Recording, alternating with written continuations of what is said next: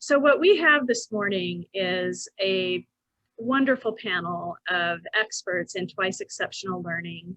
And we have Dr. Maker from U of A, as you know, and Randy Peace as well. They've been with us before.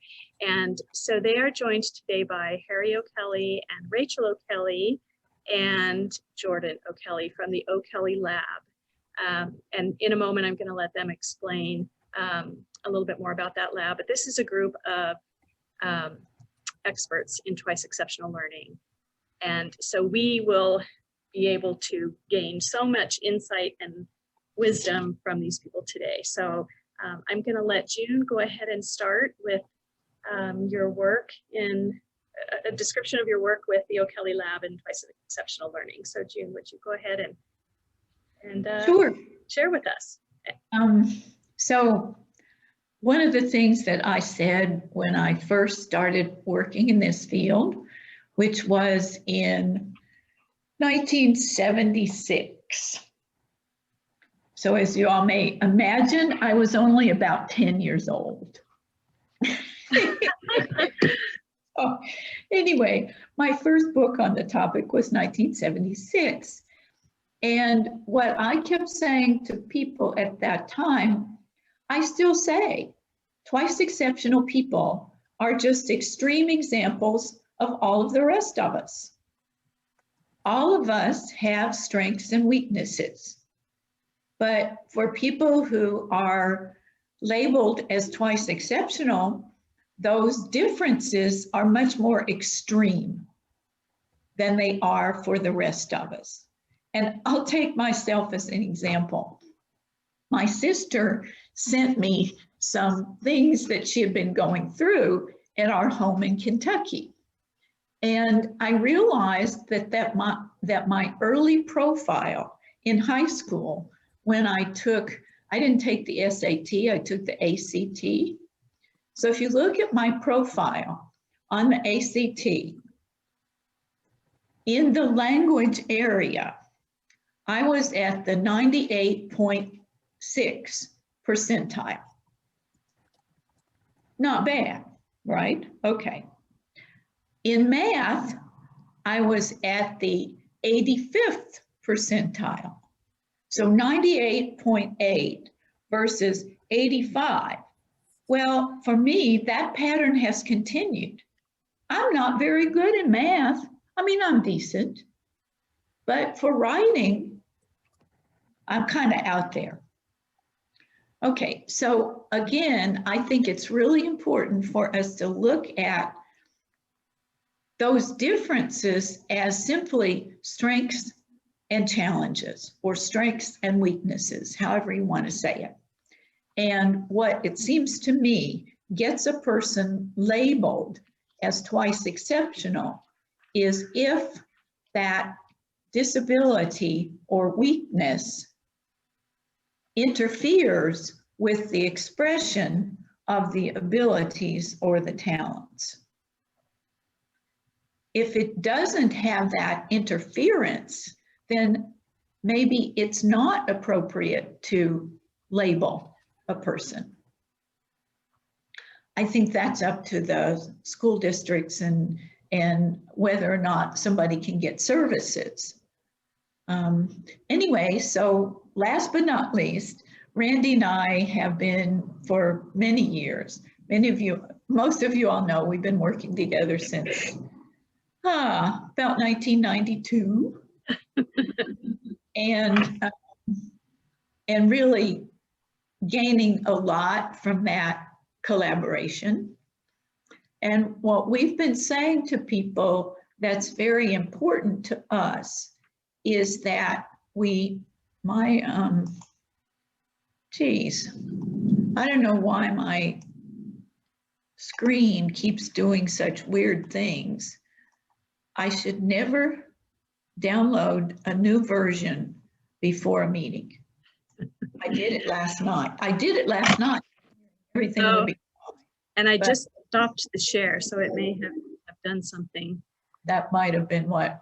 Yeah. Yeah.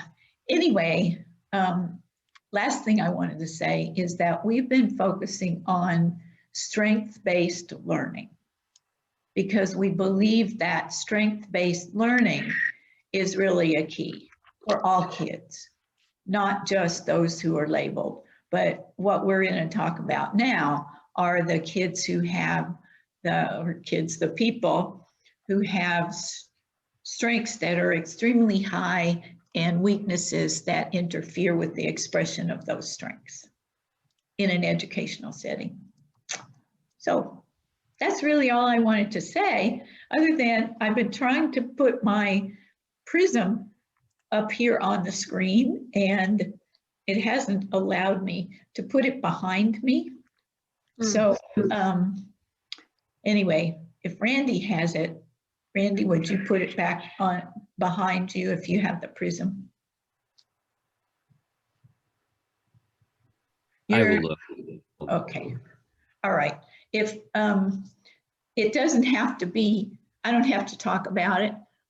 We'll just put it up, because if you look at more abilities, then you have more option for those strengths. There it is.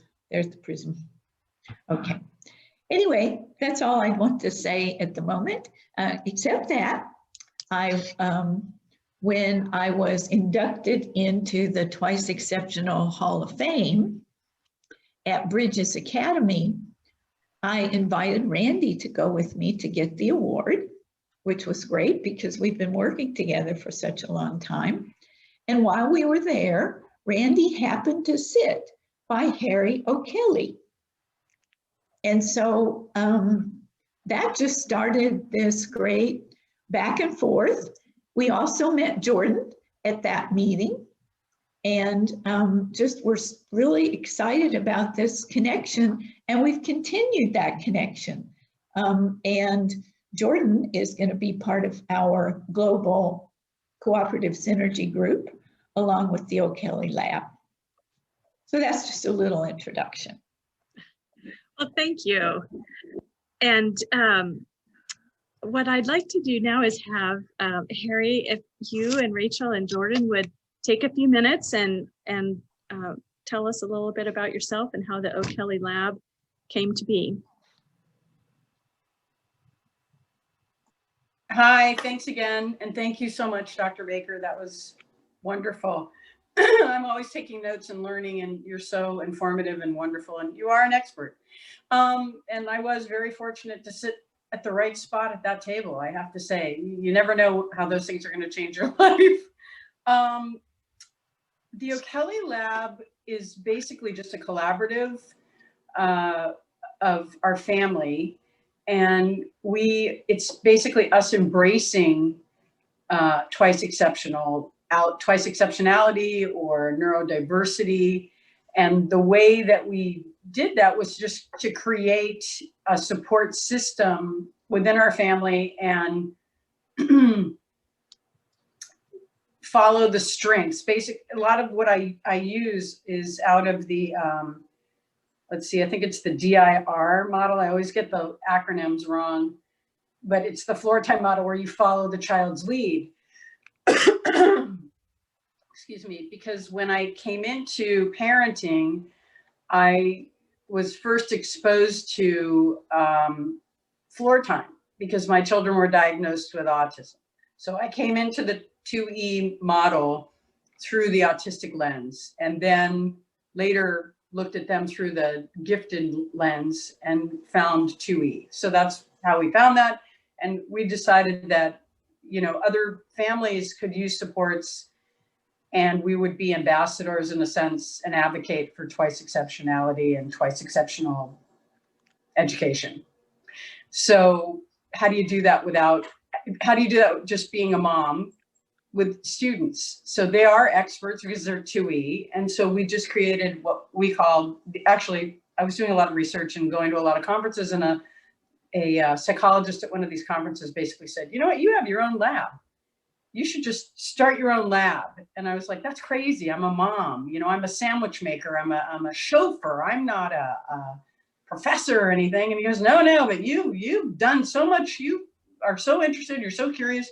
Just start your own lab. And that's kind of how it started.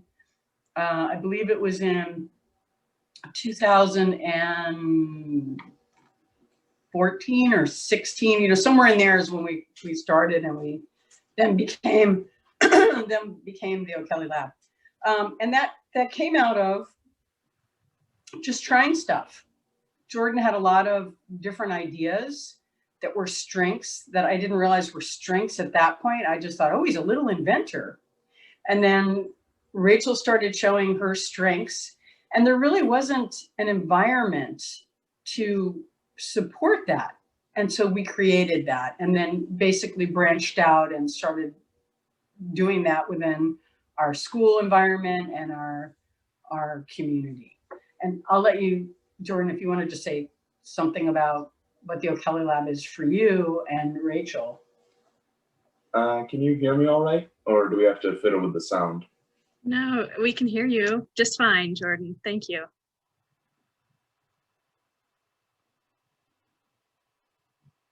Well, now you're on mute.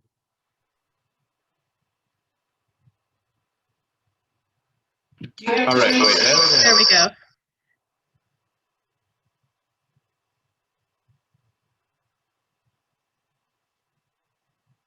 You're still muted, Jordan. Now you're okay. Okay. No, okay, listen, this is fine. Can you all hear me as it is now? Yes. Okay, so I'm gonna talk, and then that's their iPad is gonna be unmuted. So, to me, I'd say the O'Kelly Lab is more just mom comes up with a really good idea, usually about education, and then that with the O'Kelly Lab, you know, we just make it happen. We try our best to expose other people to that idea and see if it works and whether it's a, you know, viable solution for some issue that kids might be facing. And so we've come up with a lot of great things using the O'Kelly Lab as just a way to kind of show off mom's really good ideas. I think also it's a lot of like, you know, based on like, you know, I think it's like a collaboration of mom watching what we're into at the time, and then like what like we just say what we're into. So like if we're into Minecraft at the time, see how that can be like used for an educational purpose, and how you can take that further and apply it to math or, you know, engineering, and see like, you know, if it can be used to better teach 2E kids. And then another example is Jordan was in a mine, and so we spawned our like this like looking into mime and autism and the 2E kid.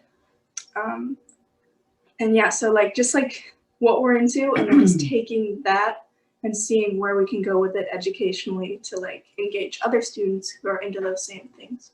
Yeah, I suppose it could be put more adequately as following leads than coming up with ideas. Mm.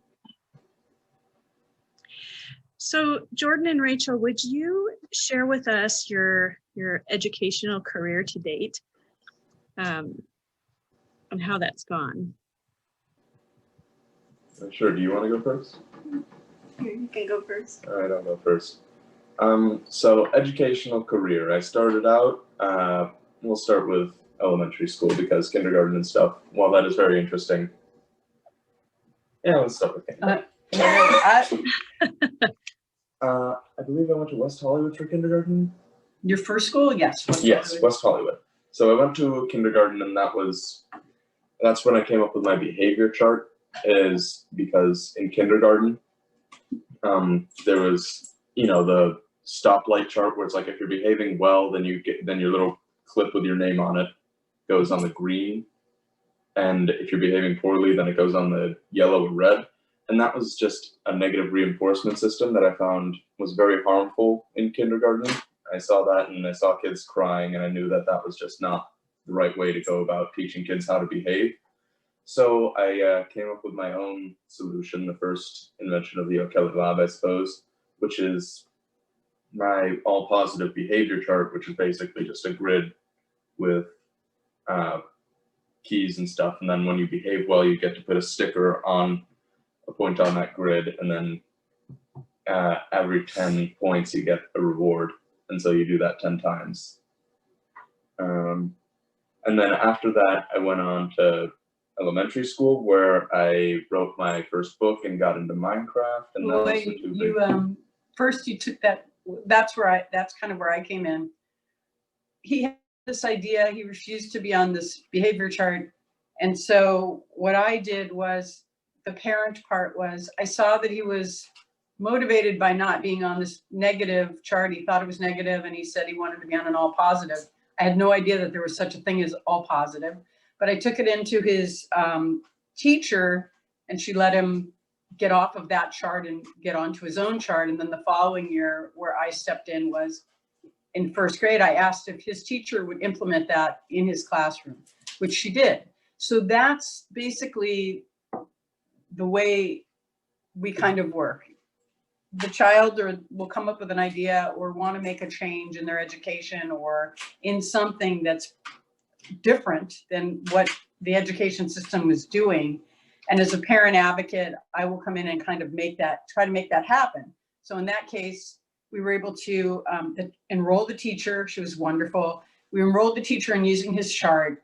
He got a lot of self-esteem from having a behavior chart that was rolled out into a classroom. It did very well. It spread to other classrooms. It actually started helping kids that had behavior problems in the school. They started implementing it in IEPs. And so that's kind of from one single idea that he saw as he could improve. So basically it's kind of like entrepreneurship, if you want to look at it that way. It's problem solving and things like that, but it's also supporting an idea and following, having to follow it through. Now he went from 5 to 6 actually, and then 7, it went into another school. So that was like a 2 or 3 year project. And then we turned it into a chart, and now it's available online, for free for teachers and parents.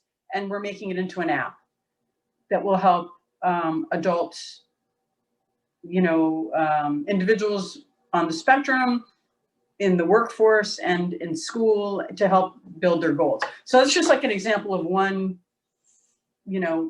idea. It's his idea, but it's also my idea to try to support him. So I'm kind of like the producer in the mix, and mom, producer, sandwich maker, chauffeur.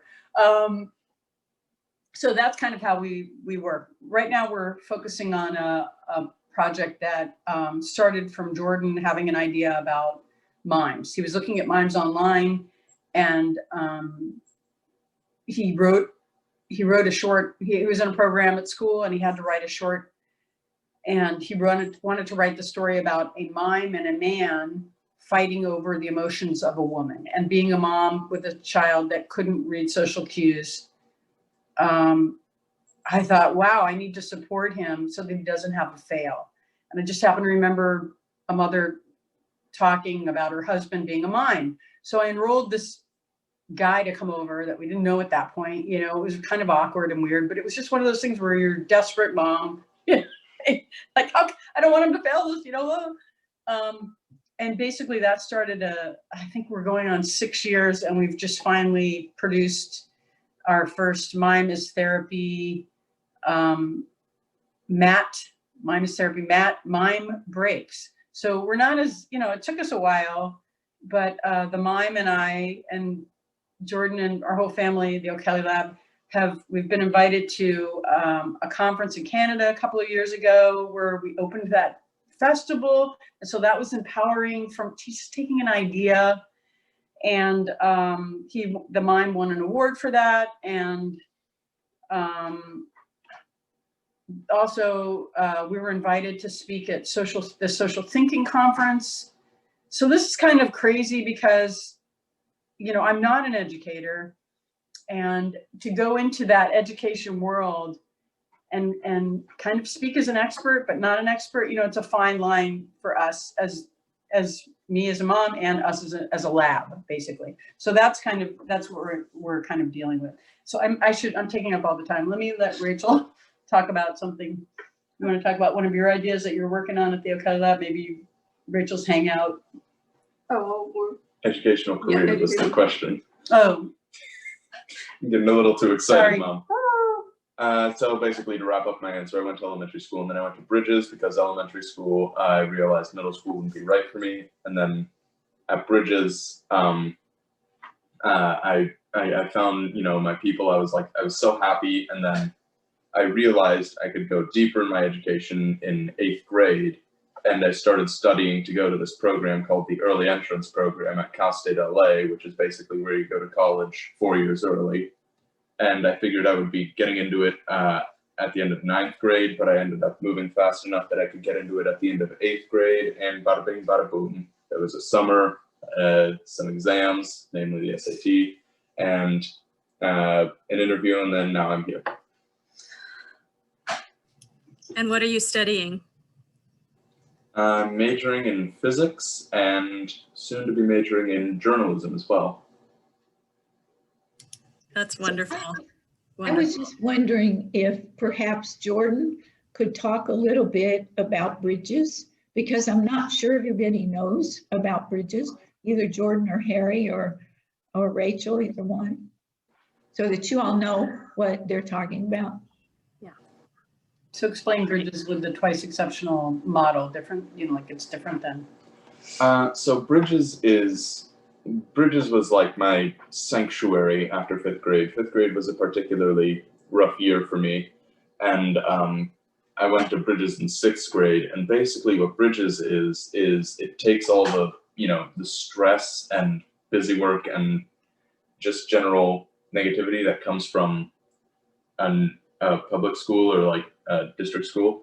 And then it's gone at Bridges. It's a 2E model school where basically they allow the kid to go at their own pace and explore the subjects the way they want to explore, you know, in the classroom and then outside the classroom as well. And that's what really makes Bridges work, along with some truly excellent teachers and a few other things that like all help to build this environment of very low stress, very safe environment where you can just be you and study what you like and succeed. And that was just such a saving grace for me after 5th grade and then going into the early entrance program. Do you have anything to add about twice exceptionality or school, you know, teaching, education, like how Bridges was different from a public school model for you? Yeah, so for me, I guess in terms of like my education, I was like always like the like high achiever, you know. I would always get A's, or I guess in elementary school it's like 4s and 5s, and I would always like be, you know, the high achiever, and I'd want to get the best grade possible. But I also had like this over compliance thing where, you know, I'd, you know, just do what the teacher asked me, and I wasn't really reaching my social potential like when I was in my like elementary school. And so when I moved to Bridges, there was a lot more social support for me. Like, you know, there were clubs, and, you know, the teachers would, you know, try to support you into going into the clubs. And there was a lot more access, you know, it was two teachers to like 9 to 11 kids. And so it was very small. And it was just a place where you could, like, you know, if you're not really into history, but you want to look at history through a film perspective or an art perspective or like a science perspective, that's where like it can become more of the 2E, like looking at it through like what you're interested in. And I found that really helpful. But yeah, I think just to add on, like the social supports that Bridges had was a lot more than like my previous elementary school. So.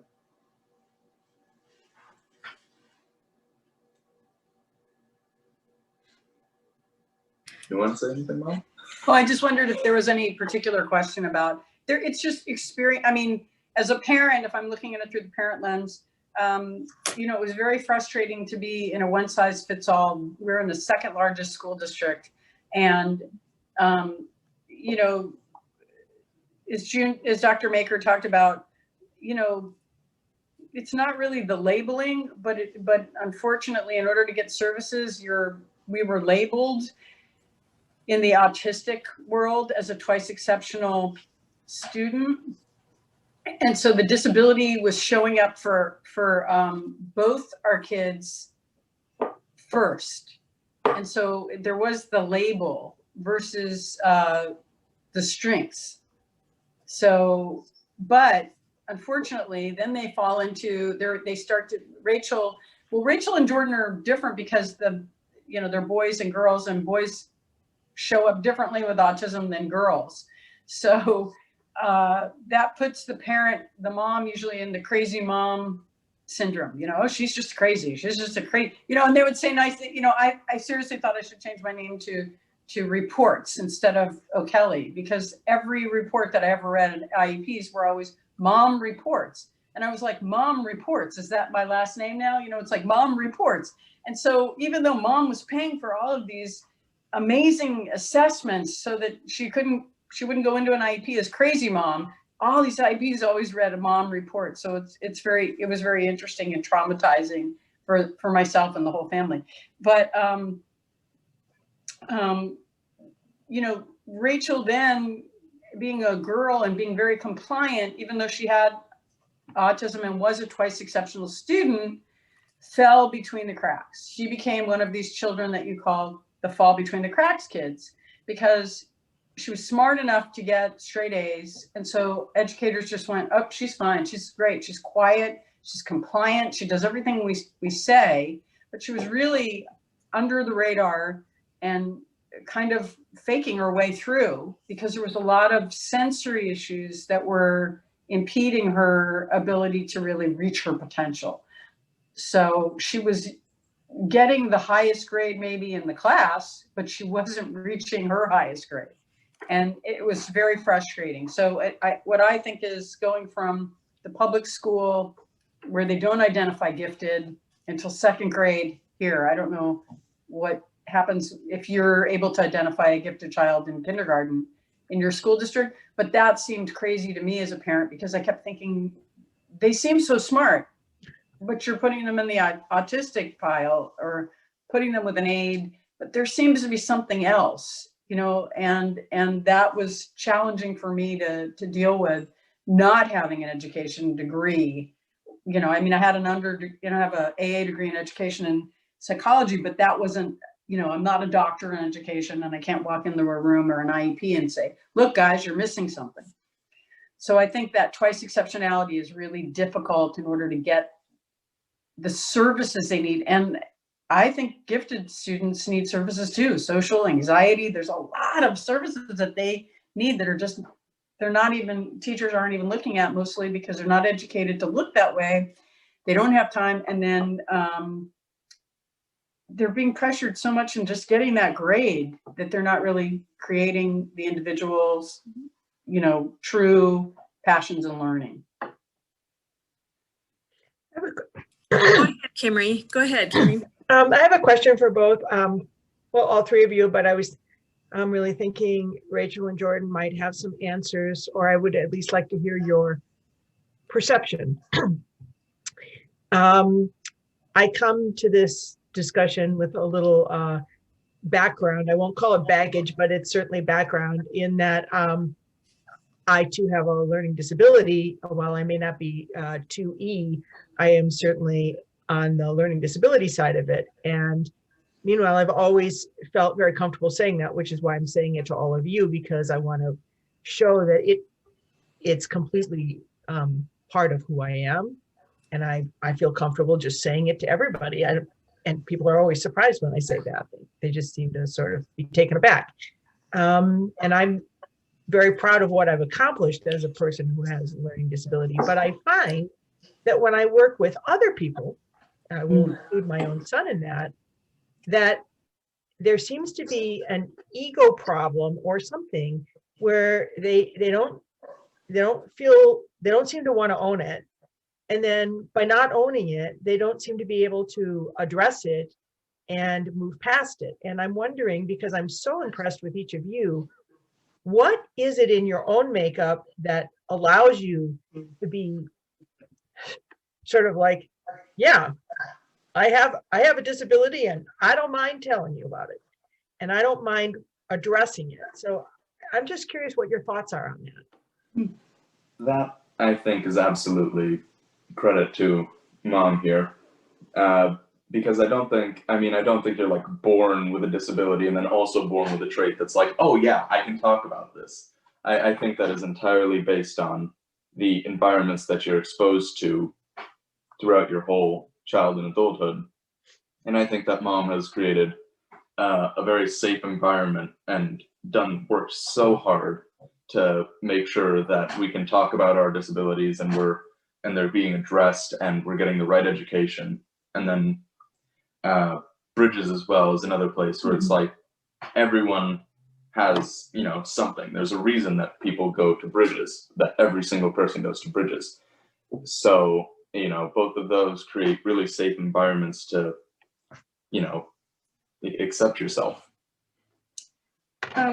Yeah, to add on to that, I think, yeah, we're very lucky to like be raised in a family and go to schools where like that's not so, that's something that you can just, say, and where a lot of other families maybe are like, no, you can't tell people you have autism. That's gonna make you look bad, But I think it like now as we're getting older, high school and Jordan's in college, it's really important to be upfront about it and be like, I have autism. I may miss this. I may, not be able to do this. And this, you have to support me in those areas or I'm not going to be able to function well. And I mean, if you're not upfront about your abilities, you're going to you could possibly, not do well in your school or, miss a college exam or, even going into the workplace, you need to be comfortable with like being upfront. Like we need to build an environment where people are very able to be upfront about this is my disability. And I know how in the past I've been able to support it. This is how we need to like start the conversation of you, supporting and accommodations.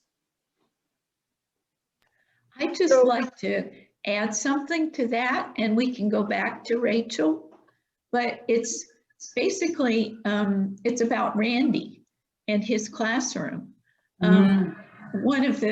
Randy worked with kids who were gifted and with a whole range of disabilities in a regular classroom setting.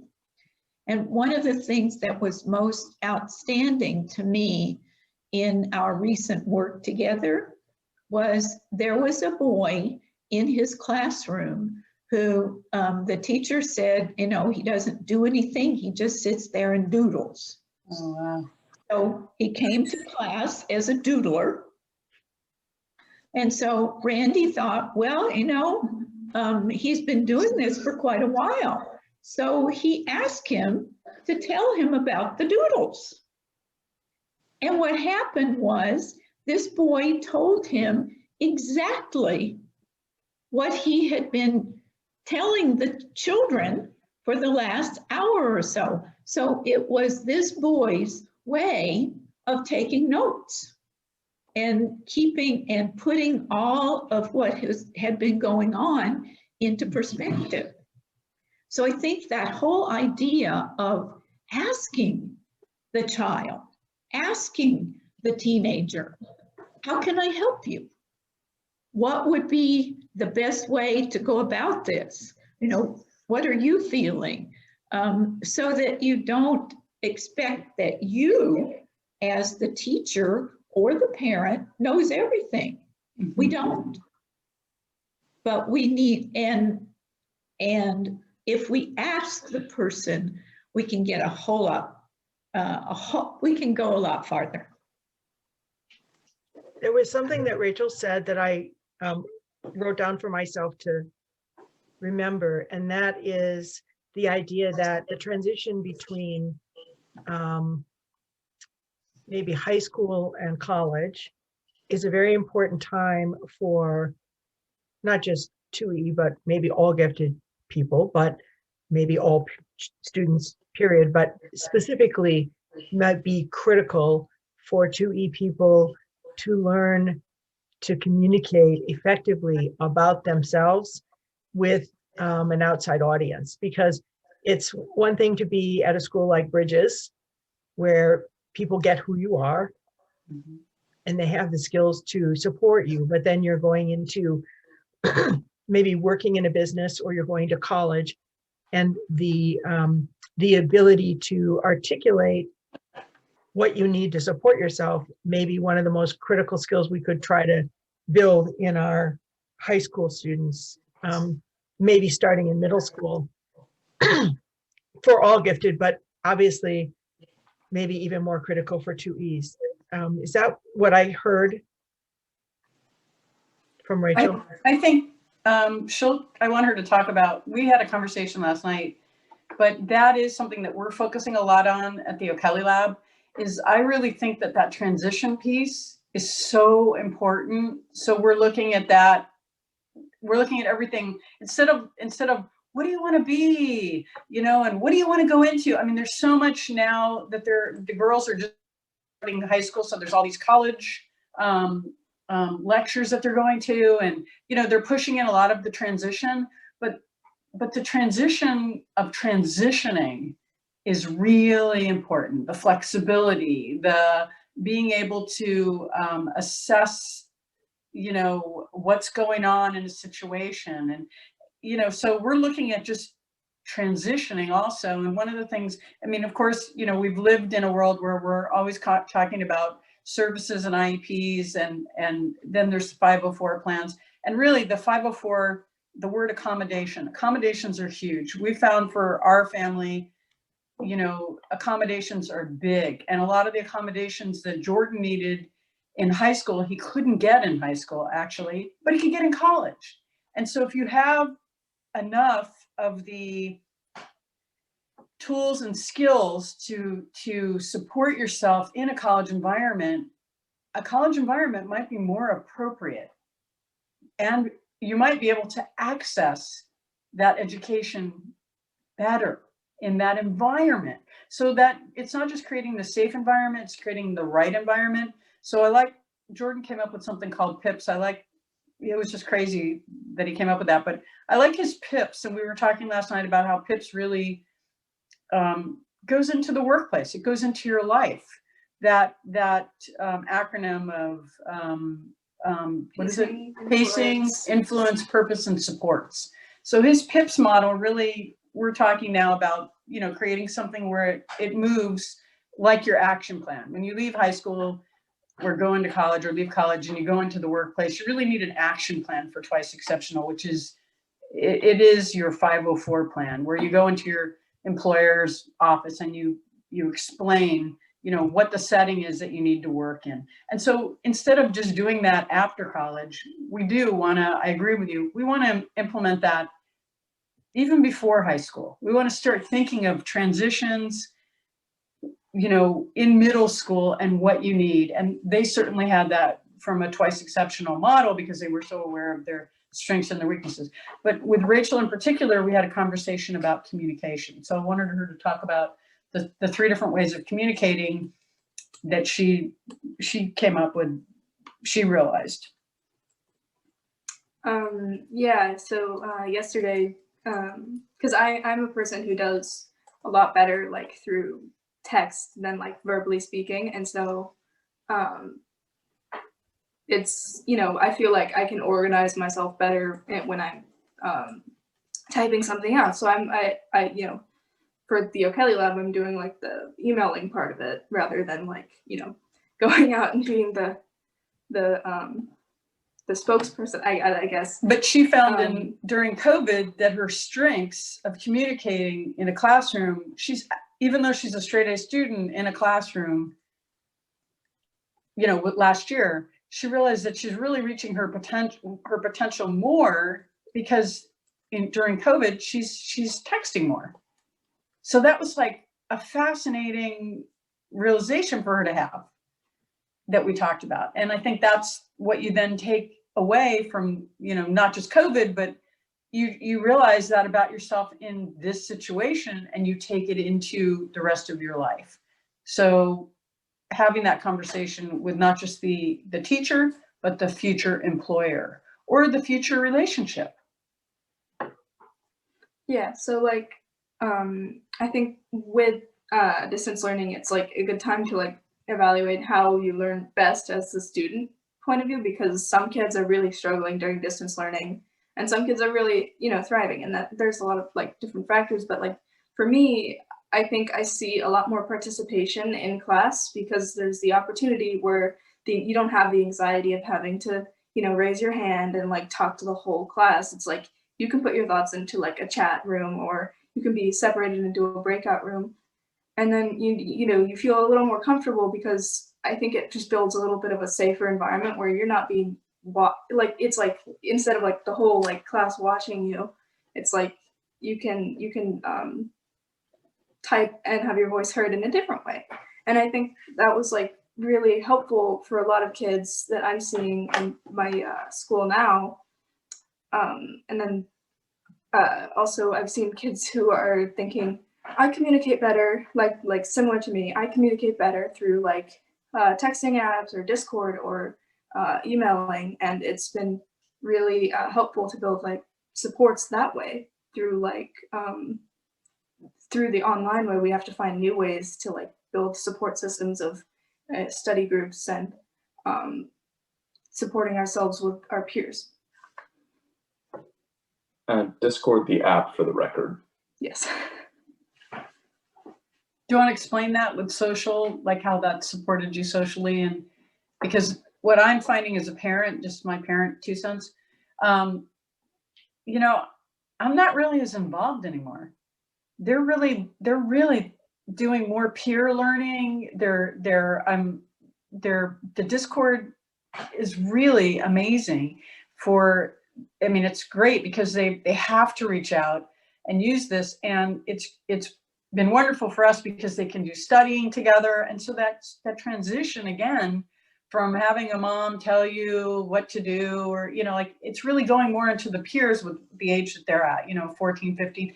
And so you want that. You want to have more of a release, and you want to just be kind of a check-in person. You want to just like monitor a little, or, you know, for us, we're doing a lot of cooking during COVID. So I'm the sayer and they're the doer. So Jordan's cooking hamburgers and Rachel's, you know, so it's much more of that letting go and letting them, you know, have other supports rather than parents at this point for us. So at their age. And so having that, what are you gonna, you know, when you have a parent kind of step back and go, I'm not telling them to clean up their room anymore, or something like that, what's gonna fill that void? So this, having this social network, not with, you know, with Discord, where you have someone to talk to, someone to ask questions about classes. Did you get that note? It's great because it's making that transition from family more, you know, where they're influenced by parents more, into influenced by peers and growing with them. So I think that's been phenomenal through this whole pandemic.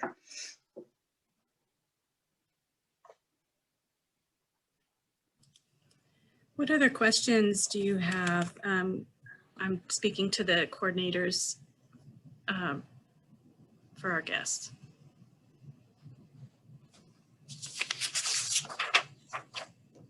Go ahead, Michelle. Yeah, I absolutely agree with Kimry, and I love your story. It sounds like the Academy is absolutely perfect.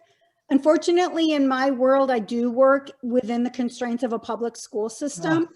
We have more and more 2E learners being identified.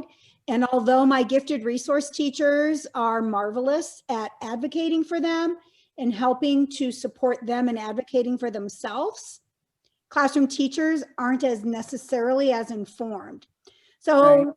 So my question to you, to all three of you, would be, knowing what you know now and the things that you've learned on your journey, what would be 2 pieces of advice you could offer those of us that unfortunately do work within the constraints of a public school system? I know that the learning that you have had can be utilized within our constraints, and we can bring about change, even if it's just a little bitty change. So what advice do you have for us? What would be maybe two examples of advice? What can we do within the limitations that we have? That is an excellent question. Let me think about that for just a second. I think the first thing I would do is use Dan Siegel's 4 S's. It's so easy. So I would use Dan Siegel's amazing. I took a master class with him for 2 years, which totally saved my life as a parent, just dealing with, you know, I went into the public school district thinking they were going to help me. They were going to help me with my 2E kid, not realizing that they weren't educated to know what twice exceptional was. I thought teachers knew everything. And so it really was heartbreaking for me because I didn't know anything and I was looking to them, you know? So I think education is really important, obviously, for everything. You only know what you know. I only know what I have lived through with my kids. I'm no expert. I'm just, you know, a caring person. So I think the 4 S's would be great to start with, where you create and I think the more we look at it, the environment is crucial. I don't care if you're in a public school or whatever school you're in, you need to create a safe environment. And so how every teacher can create a safe environment with their classroom, whether it's, you know, 50 people or 2. So really focusing on the safe environment, making sure your children or your students are seen and you see their individual. I mean, there's so many strategies that you can use. They can write down their notes. You can have them, you know, raise their hands, and you can give them you can give them a nonverbal nod. I hear you, I see you. So I think that's a great place to start, is just that safety, because with individual differences, if you feel, I mean, it's like anything, you want to feel respected and you don't want to do any damage, and you can only do what you can do. So it's that kindness piece. And you are, you know, explaining to the child, look, I have 30 kids, you know, how would you be the teacher? And, you know, I mean, however you know, deal with it, but creating that environment, I think that's the biggest thing. You have to create a safe environment. And we talked about that because she's quiet. So they would always put her next to like the most dangerous kid because she would never say anything. She was almost like nonverbal at times. And she would get bitten or she would get hit or it was horrifying. Talk about the yoga ball. That was good. Yeah, and then she was sitting on a yoga ball for 1 year, and a boy came over with a pencil. He was adorable. He was probably gifted. He was awesome. He just wanted to see what would happen if he punctured that ball. So he took a pencil and just punctured her ball, and she just sat on it and rode it all the way down to the ground because it was a novel experience and she didn't know what else to do. So, you know, you have all these like crazy things that happen, but if you can create a safe environment and follow just the 4 S's, that's, I think, the greatest beginning. What do you have? What advice, just so there's no trauma, what advice do you have just in public school? Like how can you notice maybe the strengths and weaknesses of a student and acknowledge them? I think a big thing that my teachers in elementary school and stuff totally unfortunately missed for me was if there's a kid, you know, who's acting up, who's like not behaving or is doing terribly in this one subject, there's a reason, you know. It's not just general malice or just, you know, not being good at it. If they're not good at it, it's like saying someone died of old age. It's like, yeah, but you know, there was something that caused that. There's a reason they're not good at something. So you've got to versus won't. You want to talk about like the can't versus won't? Yeah, it's a can't versus won't thing, you know. You got to do an investigation as to why. I was doing bad at math in my elementary school, and you know, people just assumed math's not his thing. It's because I couldn't take notes. I was dysgraphic and I couldn't, taking notes hurt, and so I would just struggle, and I couldn't actually write down the math problems either. I would do it in the most abbreviated fashion possible and just not show my work. You know, it seems innocuous, but that's actually dysgraphia, and that's actually something that could have very easily been addressed had, you know, my teacher just asked, why is he not doing this? Well, I mean, sometimes it is, but like, it's probably not going to be malice or laziness. It's probably they can't versus they won't. So I think that's the first step to addressing the needs of the gifted and a public classroom that you can do just on your own without, shifting the entire education model. Yeah, so I definitely agree that, looking, seeing people's strengths and like trying to play to the strengths, but also like looking at the weaknesses and then looking into what's the cause, what can we do to help, like, lessen the problems. And I think another thing that I'm seeing that is being like overlooked with teachers is I think kids would do like a lot. I'm seeing it more now going into high school, but like definitely middle school, high school, building executive function and time management skills. If teachers were educated on how to build those, I think it would be so much. It would make students' lives easier. It would make teachers' lives easier because Earlier, yeah, earlier, right? And then Rachel had Sarah Ward's, she had the advantage of being introduced to Sarah Ward's strategies, who is a speech therapist that is out of, I think, Connecticut. And she, I don't know if you know her work, but she, does executive function. So we were exposed to that. Also, Seth Perler, we love Seth Perler. He's got a lot of executive function, and a lot of stuff on his website is free. So Seth Perler and Sarah Ward are two people that you should look up and follow, and a lot of the things on their website are free that you can just implement right away. But Rachel is now tutoring, well, not tutoring, it's more like babysitting, but her babysitting model is based on a Sarah Ward model where she talks about time management and planning. So she's implementing that with 6 and 7 and elementary school aged kids to teach them. I mean, that was a big thing, learning how to follow a clock. And Sarah Ward has a different method of teaching, how to tell time and how to do time management. So I think that would be your I think advice, right? Yeah, helping kids build structure themselves instead of the teacher enforcing the structure onto the student, because when we get out of school, we don't have the structure of a teacher telling us what to do. And we need to be able to be our own teacher and be like, this is what I have to do. And building like the executive function and time management skills earlier, so that when we have to deal with more of a workload or actually go into the workforce, it's like, I know how to time manage myself. I know how to be my own kind of teacher and,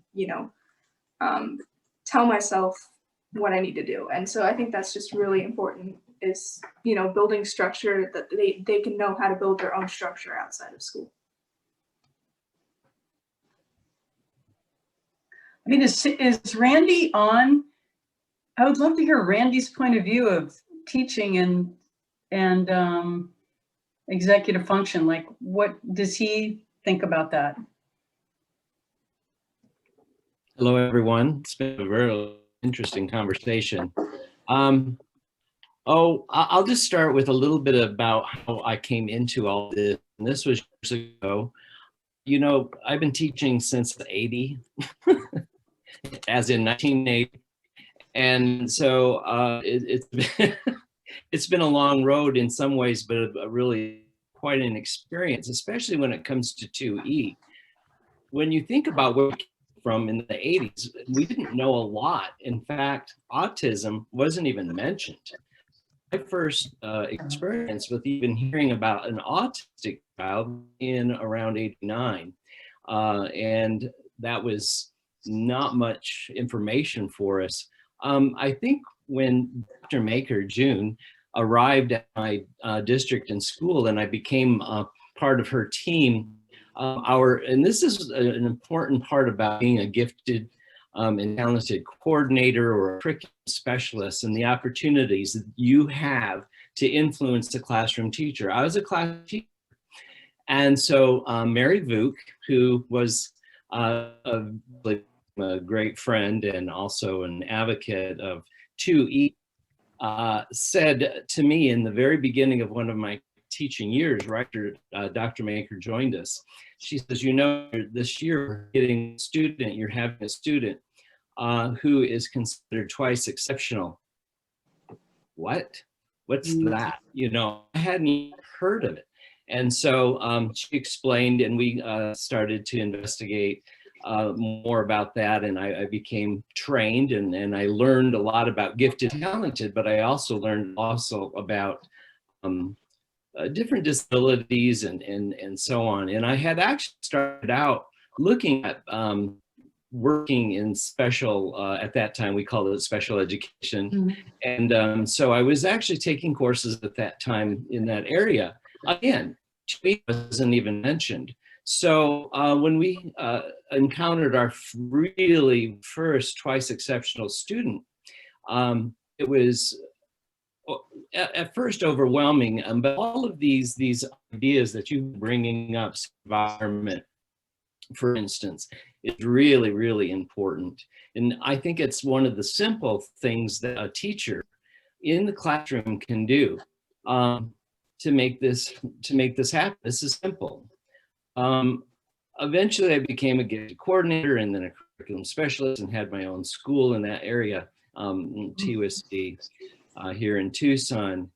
And of course, the district is pounding at you to give all sorts of training, sorts of areas, and some areas, some of the trainings are certainly important in certain situations. I think that one thing that we have to realize as coordinators, curriculum specialists, instructional coaches, what have you, is to assess your teachers and your school and your students' needs and find out what really is important, because, you know, one size does not fit all. And I think that one of the biggest influences I was able to make in TUSD is to actually go up against TUSD at times and say, you know what, I'm not doing that, as this is not what my school needs. We also, my school I had was a hub for gifted and talented, as well as ESL. At the time we called it English second language, and LLD was just was coming in as terms. As I say, all these terms, Hari, I completely understand. There's so many acronyms, it's unreal. But anyways, so to make that assessment, and also to give your teachers, as an administrator, the freedom to be able to make those decisions. If you empower your teachers, you're going to empower your students. It just makes sense to me, because I hear people, oh, the teachers aren't up for it. Oh, they're not trained. Oh, they're not educated. Well, they are. Give them the opportunity to make decisions for themselves. You know, have I been called on carpet in districts? Yes. Have I almost lost my job? Yes. Have I been in front of a board? Yes. If you're not doing that, I'm sometimes wondering if you're really an advocate for students.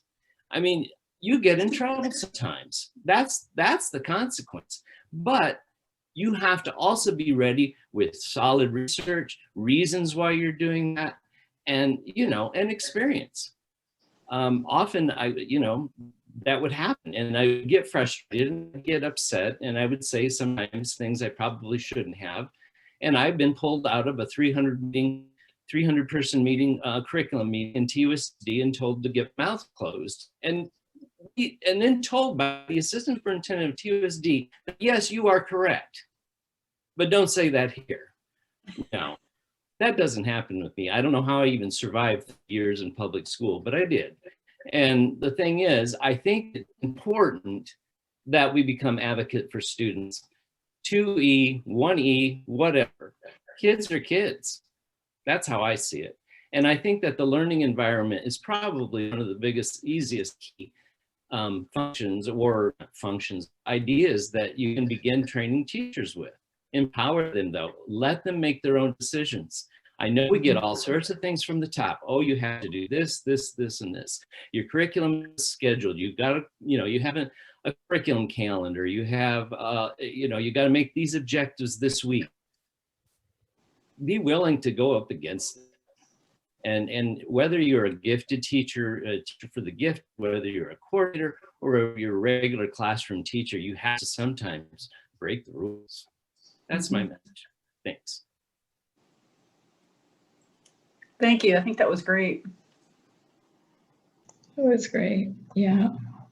Yeah, I think one of the things that I would take away from this combination of things is that we need to ask the teacher, we need to ask the student, We need to ask the parents so that we don't assume that whoever is trying to organize all of this knows the whole situation. We need to get everybody's perspectives and ideas on how to work. And I think the last thing I would like to emphasize is something that Harry alluded to a little bit, and also Rachel was talking about. I think it's really important for us to look at bringing in the arts whenever possible, drama, music,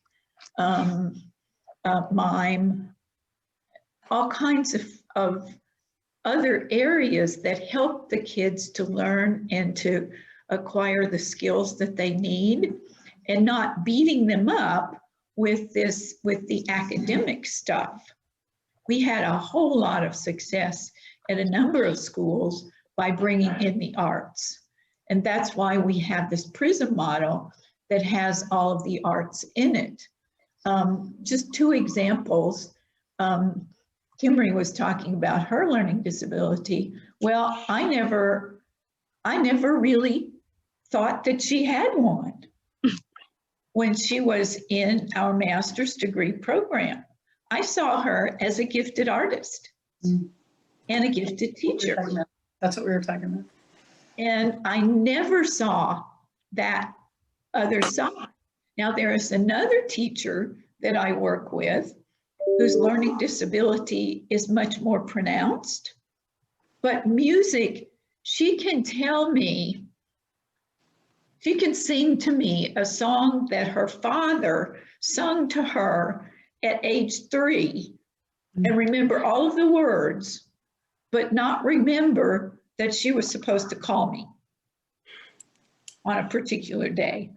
So the music, which is her strength, is a way to get past the disability and to, in fact, mask it. So just like Rachel was saying, or Harry, one or the other, that Rachel's abilities masked her disability. So the teachers didn't recognize that she had it.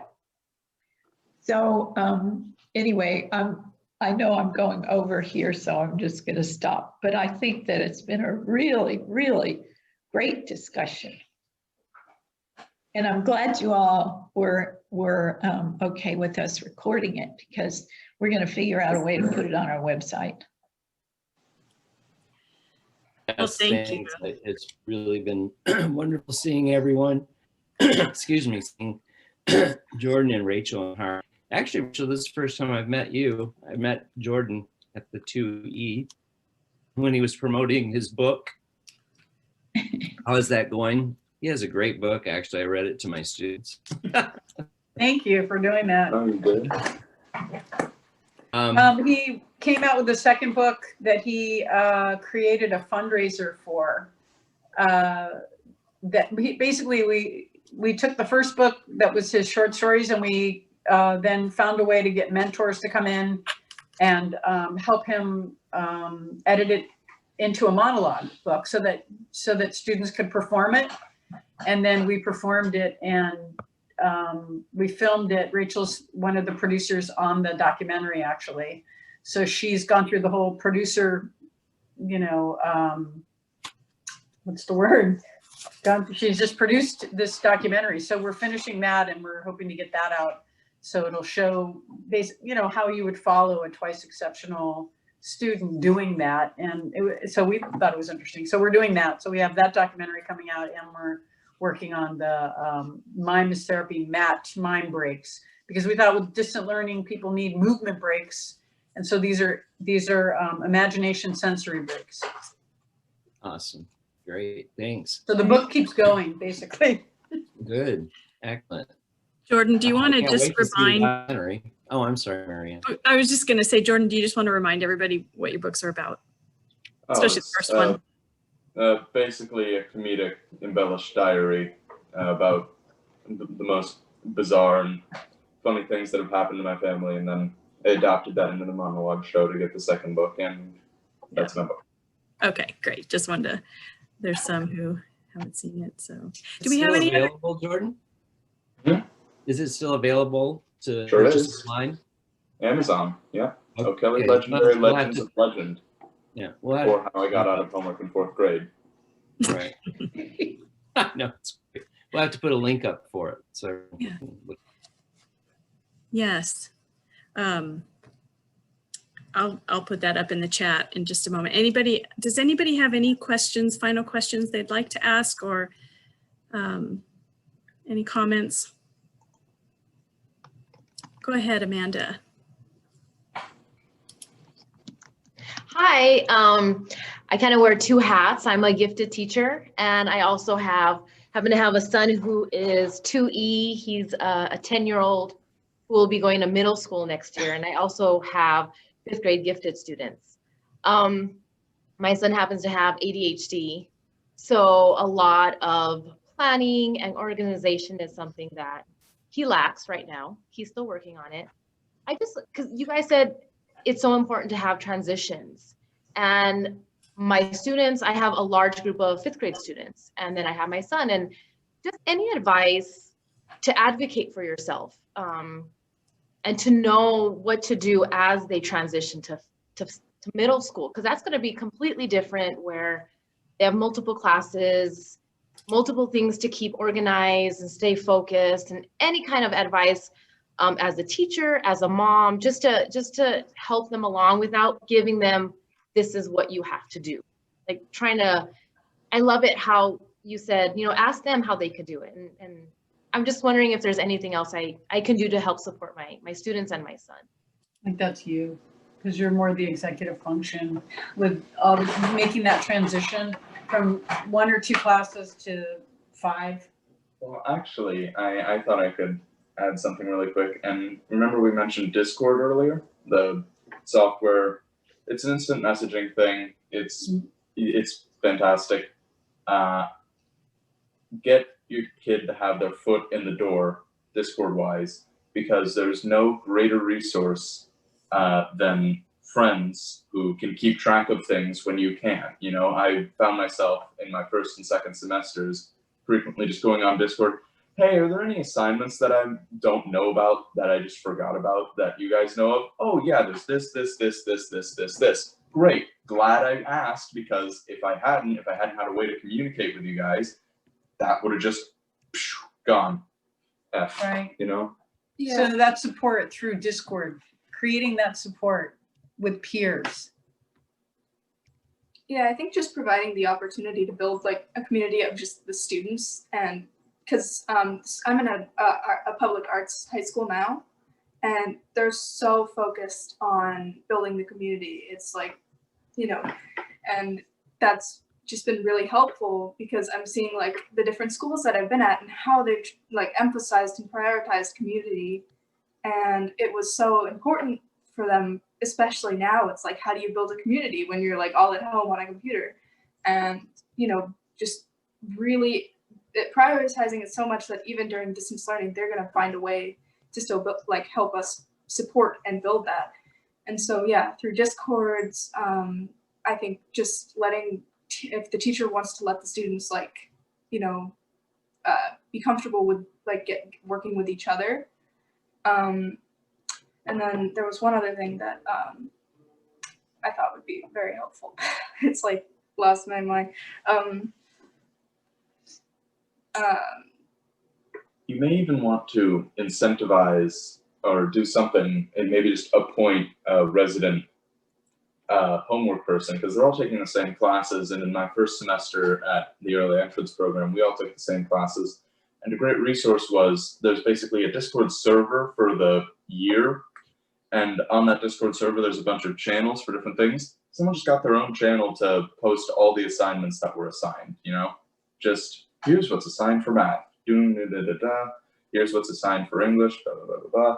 And then that's just its own channel that gets updated every day. So maybe you even want to appoint someone like that if, you want to make it a really reliable way to keep track of assignments. And I think that's good. I mean, I know now they're pushing parents get involved, which is great, you know, and going on Google and really following your child's, you know, schoolwork and stuff. That's really great.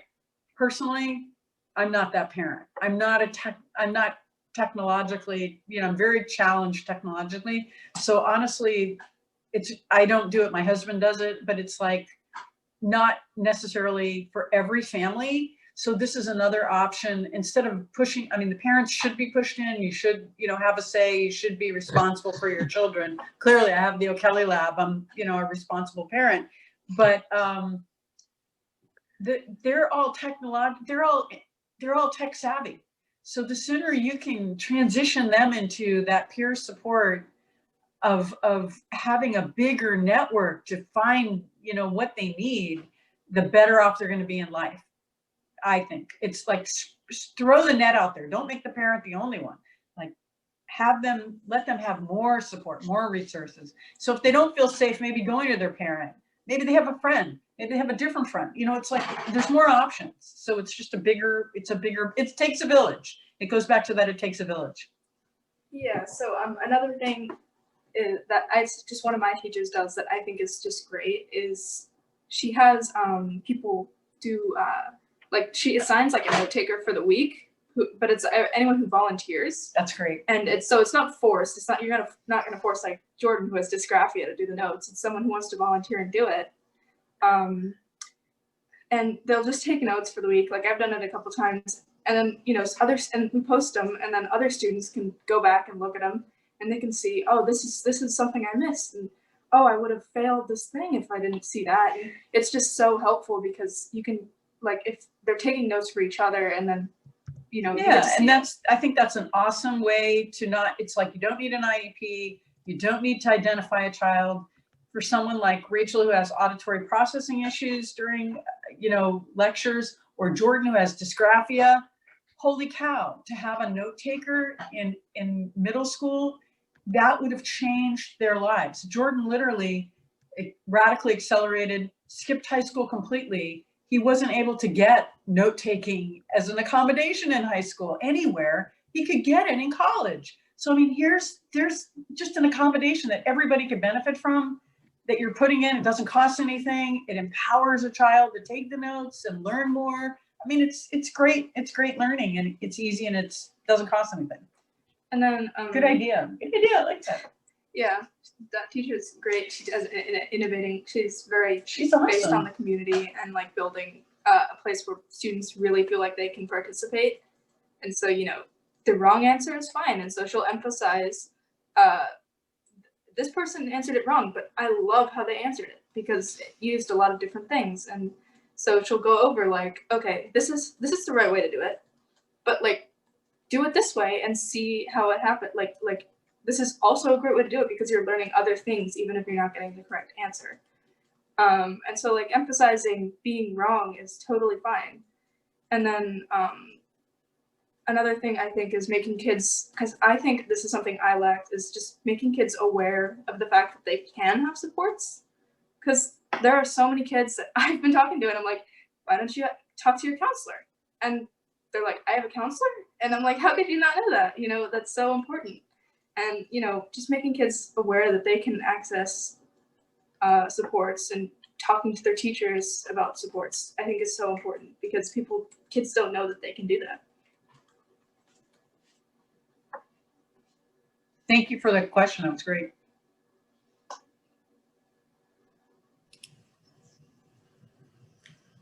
Anything else? Well, I just wanted to point out one other thing about what Rachel's doing, and that is this idea of tutoring other kids, because it helps both. Mm-hmm.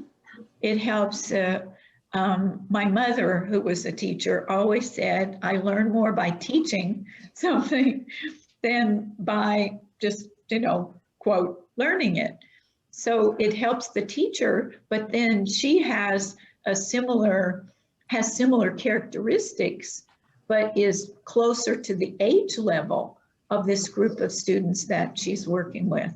So if we can help other kids, And of course, Jordan is obviously doing that with his books. So it's really important to empower both in terms of the students themselves who have lived that particular challenge. They've lived it. So they can help more than some of us who haven't lived it. And it helps to give them the, that power of teaching. You know, you just made me think of something, Dr. Maker. It's also creating purpose. A teacher has to have purpose.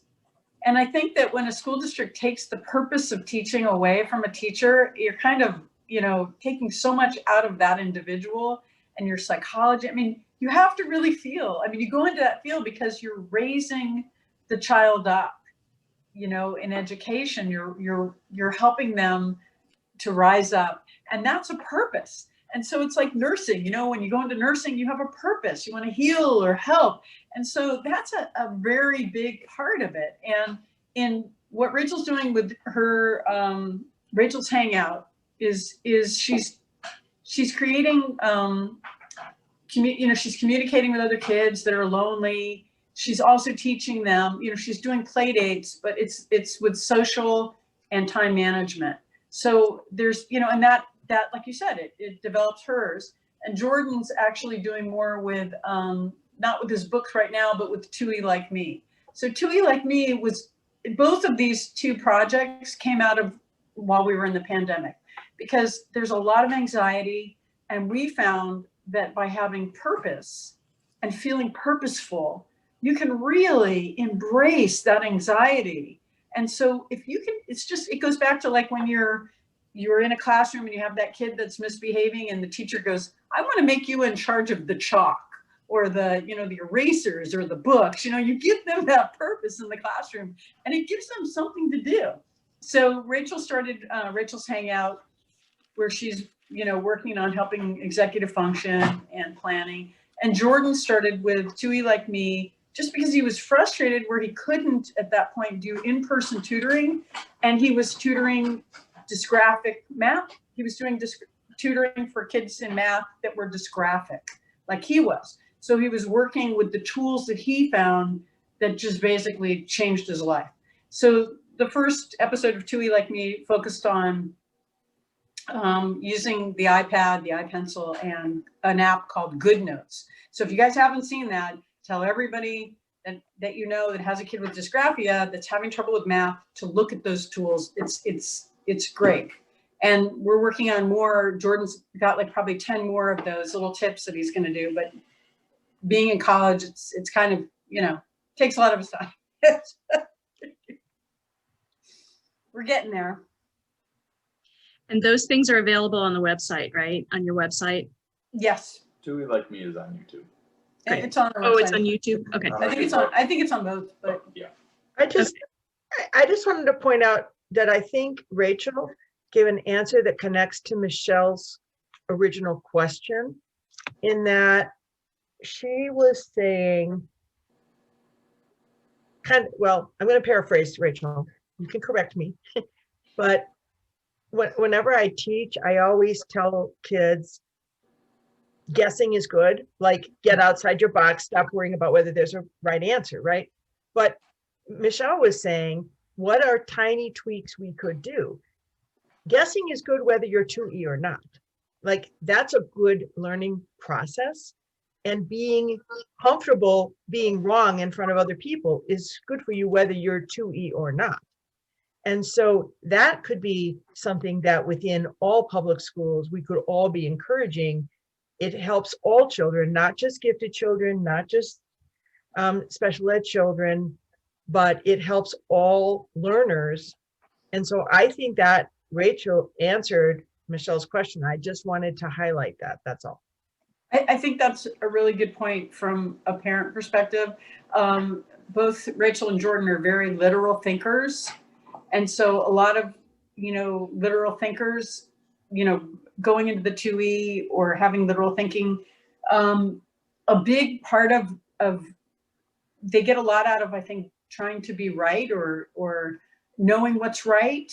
And so failing in front of other students is a big thing, or being called out is a big thing. So if we can teach a philosophy of really being safe, having a safe environment where they can be wrong, where you don't have to be right, you know, where you don't hold on to that and you can be flexible. I think that is, you know, when people are talking about being flexible and being in the present and all of the mindfulness terms that we're using, that being safe in that, so you're wrong, big deal, you know, is great.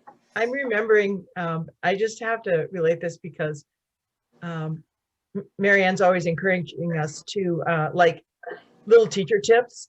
And before I ever met June Maker, I was an art teacher. And I used to play this game with my elementary art kids. And they would, you know, I would have something that they were trying to analyze or something. And they were in teams, and I would ask a question, and then they would have to, like in a team, try to figure out the answer. And they got just as many points if they guessed and got, you know, as, you know, even if they were wrong, they got points. And so they were really encouraged to speak up. You know, it was like, if you have an answer in your head, but you're afraid to ask it, you're afraid to say it because you think, oh, I might not be right. But because they got rewarded, even if they were wrong, it changed the whole dynamic of the classroom. And the response time was amazing. So when you combine that with like a minute to think silently to yourself and then discuss, and then you get points whether you're right or wrong, is an easy thing for any teacher to learn how to do in any classroom. And as Randy says, the more classrooms we change, the better we all are. That's great. I like that. And we always embrace the collaborative model versus the competitive model. So right. as a parent, I was constantly going into classrooms and begging teachers not to do the competitive model, but to do the collaborative model. And that example that you just gave is awesome. I mean, that's exactly what you want. You want them to learn group. You want them to feel empowered. You want everyone to notice their strengths. And in a collaborative group, they're stronger than just who's the best in here, who's the smartest. You know, it's not a realistic life, you know, philosophy, I think. Yeah, and to go off of like the whole competitive thing and the whole, you know, being wrong, I think there's one thing that one of my teachers did that was like, I just was like, oh, this is kind of actually great. Is they would take like a long time to grade tests and stuff, just because then the kid wouldn't be thinking, what's my grade on the test? What's my grade on the test? You know, it'd just be like, it could help kids focus on the learning the new topic instead of being so focused on the anxiety of waiting for that one grade to come back. It's like, if you take that long time, the kid's not gonna, I forgot that I even had a test that I didn't get my grade back for. And so I was able to focus more on the learning instead of focusing on the anxiety of like, you know, did I do well on the test? And I see a lot of kids who are just so like, you know, it's really hard because you're super scared that you're going to do bad on a test and then your mom's going to get angry at you or whatever. And I think getting kids off of the grade and more onto the learning is really key, and just like exploring ways that we can have like students and peers that are just like, you know, they don't care about the test grade anymore. It's about the learning. And so, yes, they want a good grade, but like, you know, they're not going to be thinking about it constantly 24/7.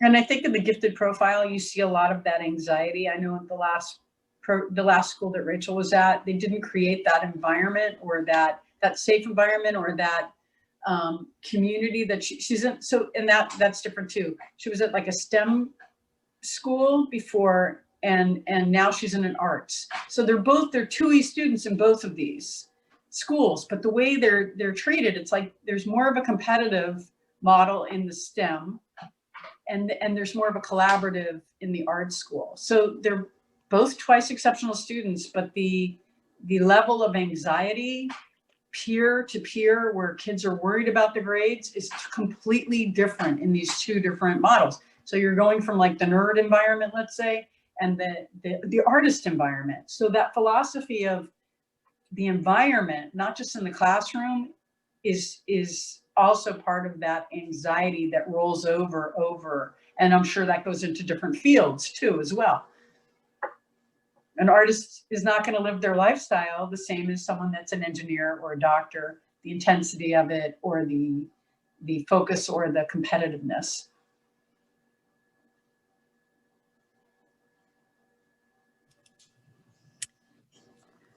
Well, this has been a wonderful, wonderful discussion, very rich. And I just want to thank you so much, Jordan, Harry, and Rachel, and Dr. Maker and Randy, for being with us and sharing so much of your experience with us. And I think I can speak on behalf of all of us here. We have learned so much and gained insights that we can take to our classes and take to our teachers and make changes and for the benefit of the children. And we just so appreciate the time you've given to us. Thank you for acknowledging us and for giving us the platform, and Dr. Maker and Randy for inviting us, because it validates us and what we're doing. So thank you so much. And you're doing an amazing job, you know, just being a gifted teacher and focusing on this aspect. I mean, and I know there's so much more that you could always, you know, learn, but thank you so much for your dedication to education and the work that you're doing.